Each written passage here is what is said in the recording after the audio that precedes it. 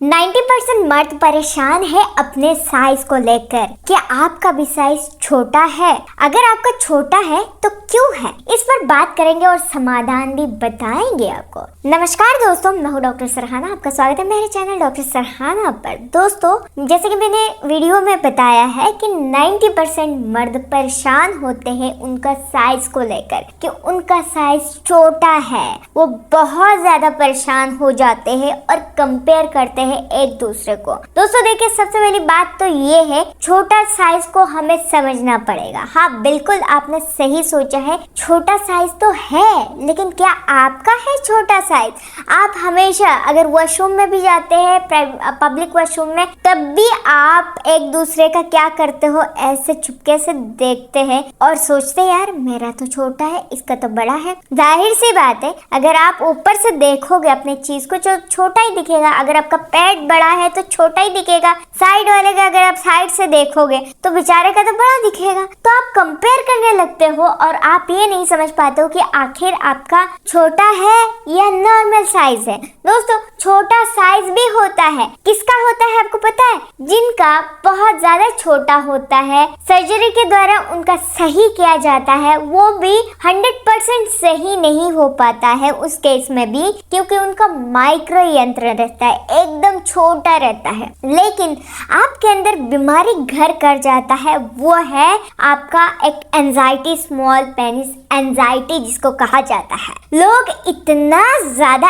Extremist हो गए हैं, इतना ज्यादा सर्च करते हैं हर चीज को लेके, इतना लंबा होना चाहिए, वो वीडियोस देखते हैं, कई तरह की चीजें इंटरनेट पे सर्च करते हैं, देखते हैं और ये सोचते हैं, डिप्रेशन में चल जाते हैं बेचारे कि उनका साइज आकार कम है, जिसके वजह से वो नहीं कर पाएंगे। ये भी एक एंजाइटी ही है कि स्मॉल यंत्र एंजाइटी जिसको कहा जाता है। और साथ ही साथ आप परेशान हो जाते हो कि मैं कर पाऊंगा कि नहीं, इसको भी कहा जाता है परफॉर्मेंस एंजाइटी।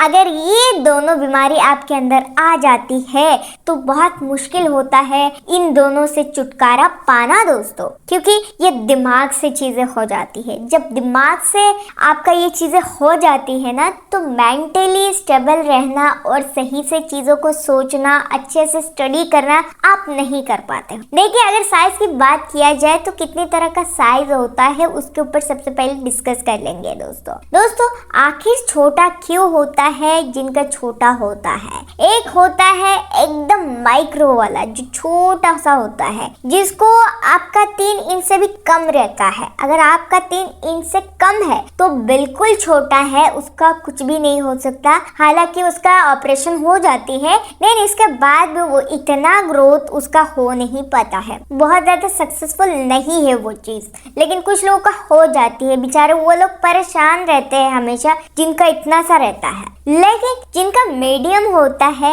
उनका रहता है 3 इंच तक, जो नॉर्मल साइज एवरेज साइज होती है 3 इंच का ही होता है हर किसी का। लेकिन जब उनके अंदर ब्लड आ जाती है, ब्लड फ्लो बढ़ जाती है ना, तब हमारा साइज क्या होता है, इंक्रीज होती है। बिकॉज उसके अंदर ब्लड आ जाती है, उसका जो नसें है उसके अंदर ब्लड आ जाती है, जो स्पॉन्जी टिश्यूज होती है अंदर की वो भर जाते हैं, इसीलिए वो उभरा हुआ रहता है, अच्छा लगता है, आपको फीलिंग्स आती है। तो दोस्तों, ये कोई बीमारी बिल्कुल भी नहीं है।